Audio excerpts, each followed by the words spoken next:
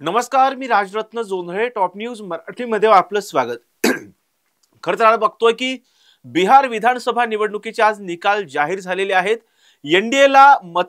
बिहारच्या मतदारांनी एनडीए आघाडीला स्पष्ट असं बहुमत दिलेलं आहे, तर महागठबंधनचा मोठा पराभव झालेला आहे.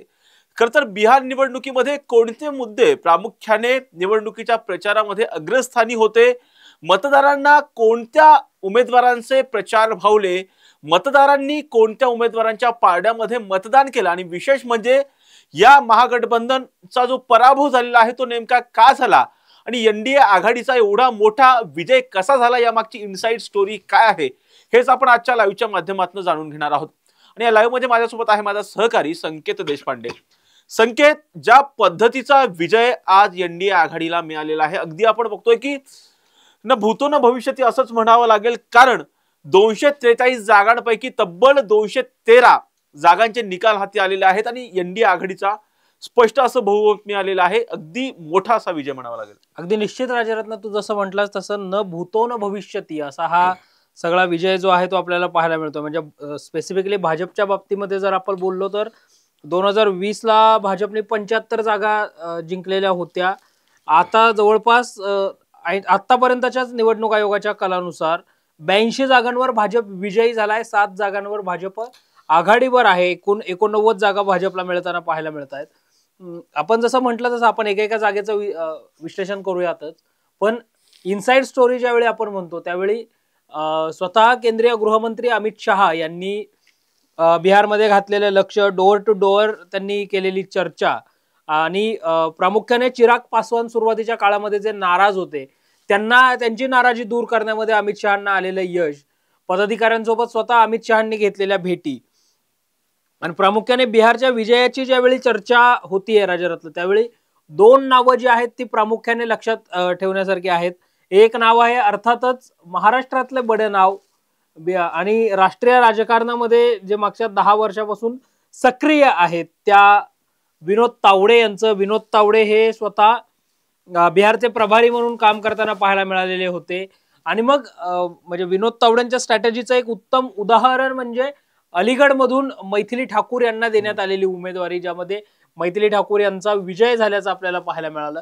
आणि दुसरं नाव होतं CR पाटलांचं, जे CR पाटील हे गुजरातचे प्रभारी म्हणून त्या ठिकाणी काम करताना आपल्याला पाहायला मिळाले होते.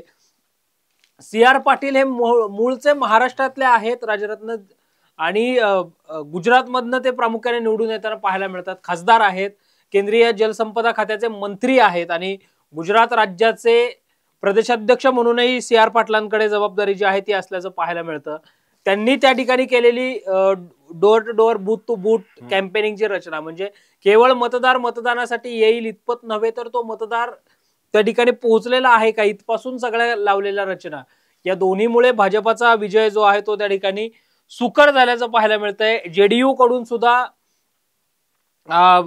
प्रचाराच्या यंत्रणांच्या अनुषंगाने, प्रचार यंत्रणा किंवा या अगोदर कसं केंद्राच्या मदतीने, केंद्र सरकारच्या मदतीने आपण काम केलंय हे दाखवण्याचा झालेला प्रयत्न, या सगळ्यामुळं आजचा विजय जो आहे तो सोपा झाल्याचं पाहायला मिळतंय.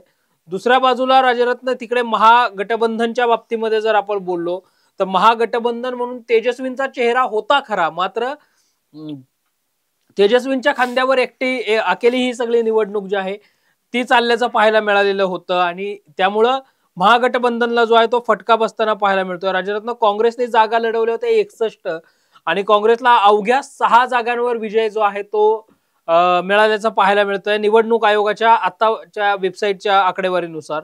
आणि राष्ट्रीय जनता दलाला 25 जागा ज्या आहेत त्या मिळताना पाहायला मिळत आहेत. पैकी 22 जागांवर राष्ट्रीय जनता दल जे आहे ते विजयी झालेलं आहे. 3 जागा प्रामुख्याने विजयी होण्याच्या मार्गावर आहेत. भारतात म्हणजे आघाडीवर त्या जागा ज्या आहेत त्या असल्याचं पाहायला मिळतं. लालू प्रसाद यादवांना कभी खुशी कभी गम असं पाहायला मिळतंय आजचं चित्र, कारण तेजप्रताप यादव यांचा पराभव झालाय आणि तेजस्वी यादव हे विजयी झाल्याचं पाहायला मिळतंय. त्यामुळे एकंदरीतच राजरत्न, या सगळ्या निकालाच्या निमित्तानं बिहारमध्ये फिर एक बा नितीश बा अशी स्थिती जी आहे ती पाहायला मिळते. संकेत, जसं तू आता विश्लेषण केलेलं आहेस की कशा पद्धतीनं कोणत्या मुद्द्यांमुळे, अर्थात जो आपण पाहतो की महागठबंधनचा पराभव कोणत्या मुद्द्यांवरती झाला. परंतु दुसरी एक महत्वाची बाब म्हणजे एनडीए आघाडीच्या पारड्यामध्ये एवढं मोठ्या प्रमाणामध्ये मतदान कसं झालेलं आहे, कोणते मुद्दे प्रामुख्यानं या निवडणुकीमध्ये महत्वाचे ठरलेले आहेत ते सुद्धा आपण जाणून घेणार आहोत. संकेत, ज्या पद्धतीने महाराष्ट्रामध्ये एक चेंजिंग फॅक्टर ठरलेला होता तो म्हणजे लाडकी बहीण योजना. अगदी तशाच पद्धतीची योजना बिहारमध्ये नितीश कुमार यांच्या सरकारने आणलेली होती. तब्बल 1,30,00,000 महिलांच्या खात्यावरती तब्बल 10,000 रुपये जमा करण्यात आलेले होते आणि त्यामुळे कुठेतरी ही चेंजिंग फॅक्टर या निवडणुकीमध्ये ठरला असं सांगितलं जात आहे.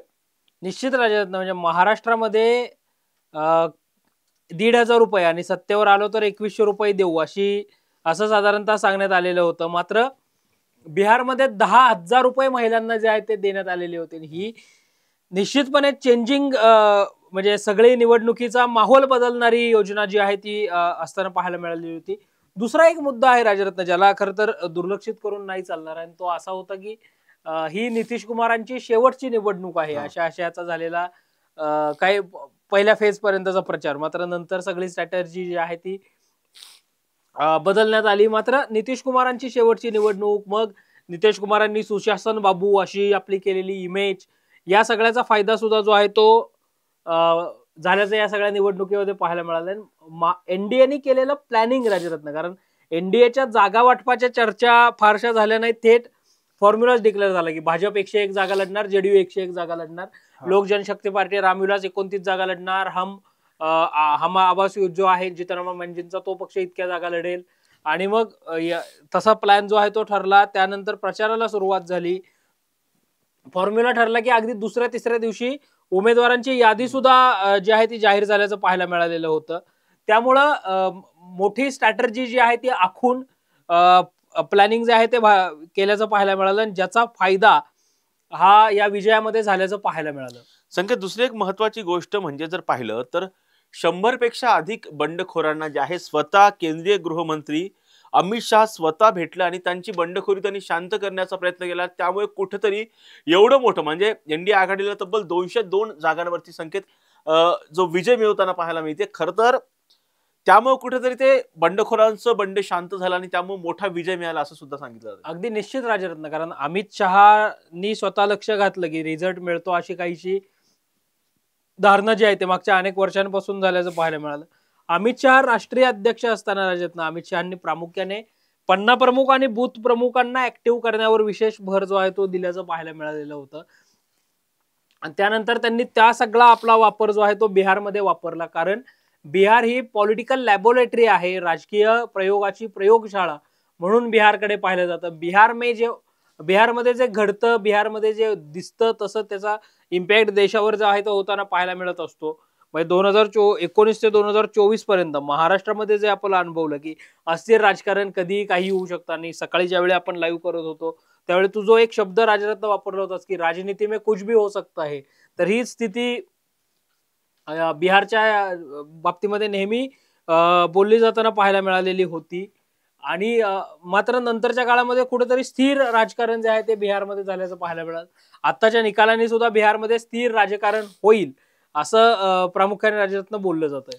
संकेत, दुसरी एक महत्वाची गोष्ट म्हणजे जातनिहाय जनगणना हा सुद्धा खूप मोठा फॅक्टर ठरलेला आहे. परंतु त्या बाबतीमध्ये दुसरी एक महत्वाची गोष्ट जर पाहिली तर संकेत, बिहारमध्ये जातीय समीकरणाच्या पलीकडे जाऊन विकासावरती मतदान झाल्याचं पाहायला मिळते. कारण ज्या पद्धतीचा प्रचार अर्थात एनडीए आघाडीकडून करण्यात आलेला होता, विकासाच्या मुद्द्यावरती त्यांनी प्राधान्य देत प्रचार केलेला होता, त्याचा कुठेतरी फायदा झाला. जातीय समीकरणांपेक्षा इथे विकासाचे मुद्दे महत्वाचे ठरलेत का? अगदी निश्चित राजरत्न, म्हणजे स्वतः आपल्या राज्याचे उपमुख्यमंत्री एकनाथ शिंदेंनी प्रतिक्रिया देताना अशी दिली की बिहारच्या जनतेने जंगलराज नाकारलंय आणि विकासराज जे आहे ते स्वीकारलंय. आम्ही विकासाच्या मुद्द्यावर जात होतो आणि विकासाच्या मुद्द्यावर जात असताना आम्ही कसा विकास केला, केंद्र सरकारच्या मदतीने बिहारला कसं पॅकेज मिळालं आणि त्यानंतर मग बिहार मध्ये कसं परिवर्तन झालं, हे सगळं एकनाथ शिंदेंनी सांगितलं. प्रदेशाध्यक्ष असणारे रवींद्र चव्हाण जे भाजपचे आहेत ते असं म्हटले की बिहारच्या जनतेने जंगलराज नाकारलंय. प्रामुख्याने राजरत्न भारतीय जनता पार्टीकडनं पदाधिकारी मेळावा ज्यावेळी घेण्यात आला होता, ज्याला स्वतः दस्तूर खुद्द पंतप्रधान नरेंद्र मोदींनी मार्गदर्शन केलं होतं, त्याच्यामध्ये त्यांनी असं सांगितलं होतं की जंगलराजचे केवळ आरोप करू नका, त्याचे थेट पुरावे घेऊन मतदारांसमोर जा. त्यामुळं त्या दृष्टीने प्रचाराच्या दृष्टीने केलेली व्यूहरचना रणनीती या सगळ्याचा फायदा जो आहे तो भाजपला इथं झाल्याचं पाहायला मिळालं. संकेत, राहुल गांधींनी जी ओटचोरीच्या विरोधात यात्रा काढलेली होती, बिहारमध्ये जी मोठ्या प्रमाणामध्ये यात्रा काढली होती, त्या यात्रेचा काही फरकच जाणवलेला नाही असं दिसतं. कारण ज्या पद्धतीचे आकडे काँग्रेस पक्षाच्या बाबतीमध्ये आहेत, अत्यंत निराशाजनक आकडेवारी आहे. केवळ मला वाटते 5 जागा त्यांना मिळताना दिसत आहेत.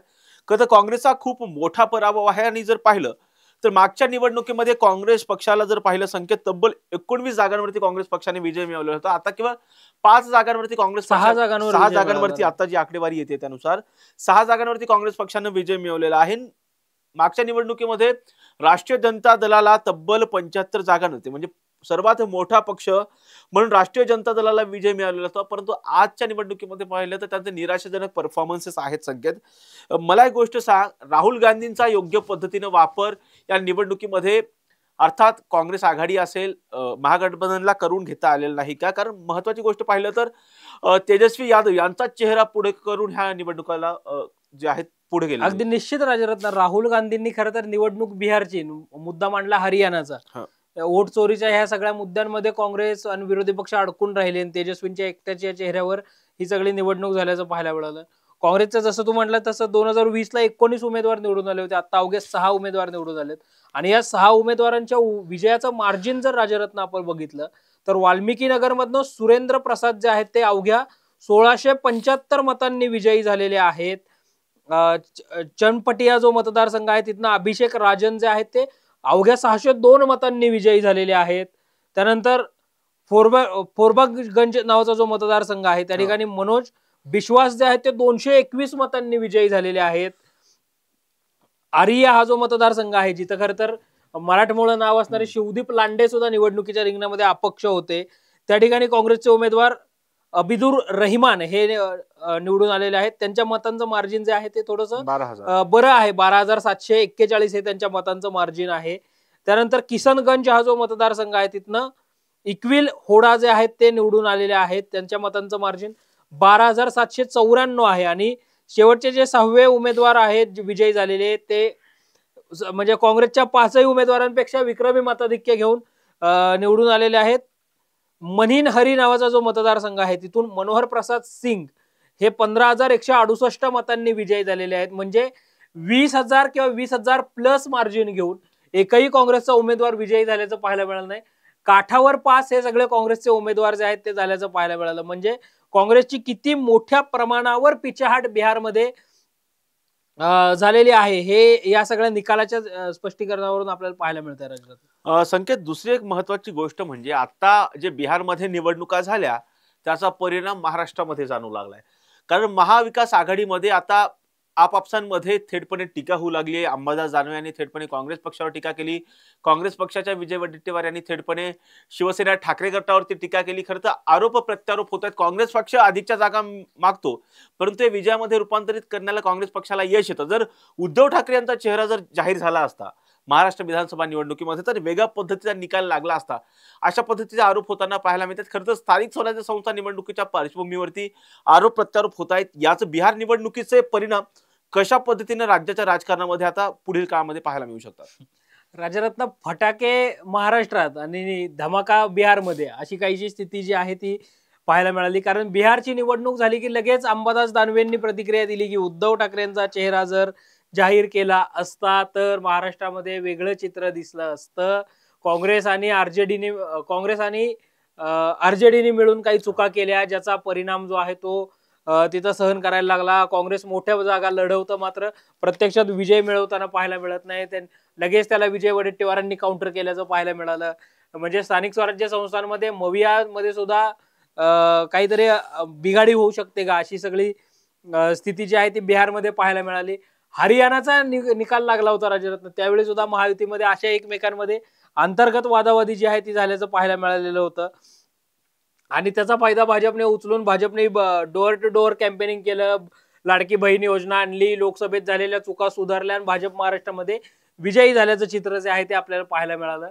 तसंच चित्र बिहारमध्ये नंतर आता स्थानिक स्वराज्य संस्थांमध्ये सुद्धा बिहारच्या निकालाच्या दृष्टिकोनातनं कसं आम्ही बिहारला डेव्हलप केलं, कसं आम्ही केंद्राच्या मदतीने काम केलं, मग गल्ली ते दिल्ली एक सरकार असेल तर कसा फायदा होऊ शकतो, हे सगळे मुद्दे भाजप जे आहे ते महाराष्ट्रामध्ये स्थानिक स्वराज्य संस्थांच्या निवडणुकांमध्ये दाखवताना आपल्याला पाहायला मिळेल आणि त्याचा इम्पॅक्ट निश्चितपणे महाराष्ट्रामध्ये सुद्धा होताना आपल्याला पाहायला मिळेल. संकेत, बिहार निवडणुकीमध्ये एक मराठमोळा चेहरा ज्यांनी सगळं नियोजन केलं होतं, त्याचा खूप महत्वाचा रोल होता, ते म्हणजे विनोद तावडे.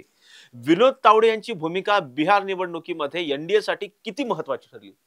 राजरत्न विनोद तावडेंना मॅन ऑफ द मॅच असं म्हटलं तरी काही ते वावगं ठरणार नाही. कारण विनोद तावडे बिहारचे प्रभारी असताना विनोद तावडेंनी केलेलं काम पूर्वांचलांपासून सगळ्या भागामध्ये, सीतामढी असेल, तुमचा पूर्णिमा मतदारसंघ असेल, इथपासनं सगळ्या अलीगड मतदारसंघ, या सगळ्या मतदारसंघांमध्ये केलेलं कॅम्पेन, लावलेल्या रचना, बूथ वाईज कॅम्पेनिंग, या सगळ्याचा फायदा निश्चितपणे झाल्याचं पाहायला मिळालं. म्हणजे राजरत्न, निवडणूक डिक्लेअर झाली आहे, मग विनोद तावडे ना मैथिली ठाकूर भेटतात, त्यांचा थेट भाजपत प्रवेश होतो आणि मैथिली ठाकूर या विजयी सुद्धा होताना आपल्याला पाहायला मिळतात. म्हणजे बघ, विनोद तावडेंनी किती मायक्रो लेवलचं प्लॅनिंग जे आहे ते केलेलं होतं. याचा म्हणजे एक छोटंसं उदाहरण आपल्याला मैथिली ठाकूरांच्या रूपाने पाहायला मिळतंय. असंच प्लॅनिंग विनोद तावडेंनी केल्याचं पाहायला मिळालं. म्हणजे विनोद तावडेंची यशस्वी शिष्टाई जर आपण पाहिली तर 2.5 वर्षापूर्वी तिकडे आरजेडी बरोबर जाऊन मुख्यमंत्रीपदाची शपथ घेतलेल्या नितीश कुमारांना त्यांनी लोकसभेच्या निवडणुकीच्या बरोबर अगोदर आपल्यासोबत आणलं. त्या ठिकाणी नितीश कुमारांनी मुख्यमंत्रीपदाची शपथ घेतली एनडीए कडनं. मग लोकसभा झाली, मग विनोद तावडेंची तिथली शिष्टाई, या सगळ्या चर्चा ज्या आहेत त्या सुरू झाल्या. विनोद तावडेंनी देशाच्या पंतप्रधान नरेंद्र मोदींची उमेदवारी त्यावेळी जाहीर केल्याचं देखील चित्र पाहायला मिळालं. मात्र बिहारमध्ये सुद्धा विनोद तावडेंच्या यशस्वी रणनीतीचा विजय झालाय असं जरी म्हटलं तरी काही वावगं ठरणार नाही. खरं तर ज्या पद्धतीचा बिहार निवडणुकीचे निकाल आलेले आहेत, एनडीए आघाडीला स्पष्ट असं बहुमत मिळालेलं आहे. भारतीय जनता पक्ष सर्वात मोठा पक्ष म्हणून उदयास आलेला आहे. त्या पाठोपाठ जनता दल युनायटेड हा की नितीश कुमार यांचा पक्ष आहे. अर्थात बिहार में फिर एक बार नितीश बा असंच म्हणावं लागेल. तर दुसऱ्या बाजूला जर पाहिलं तर अर्थात महागठबंधनचा मोठा पराभव झालेला आहे. खूप मोठ्या प्रमाणामध्ये काँग्रेस पक्षाचं नुकसान झालेलं आहे. जो काँग्रेस पक्ष या आधीच्या निवडणुकीमध्ये 19 जागांवरती विजय होता, त्या काँग्रेस पक्षाला केवळ 6 जागा मिळालेल्या आहेत. आणि ज्या राष्ट्रीय जनता दल सर्वात मोठा पक्ष 2020च्या विधानसभा निवडणुकीमध्ये होता, त्या राष्ट्रीय जनता दलाचं सुद्धा मोठ्या प्रमाणामध्ये आताच्या विधानसभा निवडणुकीमध्ये नुकसान झालेलं आहे. या पराभवामधून विरोधक काय शिकतात आणि आगामी काळामध्ये महाराष्ट्राच्या स्थानिक स्वराज्य संस्थांच्या निवडणुकीमध्ये कशा पद्धतीचा बिहार निवडणुकीचा परिणाम महाराष्ट्राच्या राजकारणामध्ये होतोय पाहणं महत्त्वाचं असणार आहे. आणि आगामी काळामध्ये या प्रत्येक घटनेचे अपडेट आम्ही टॉप न्यूज मराठीच्या माध्यमातून आपल्यापर्यंत पोहोचवणारच आहोत. यासाठीच पाहत राहा टॉप न्यूज मराठी, आपला महाराष्ट्र, आपली बातमी.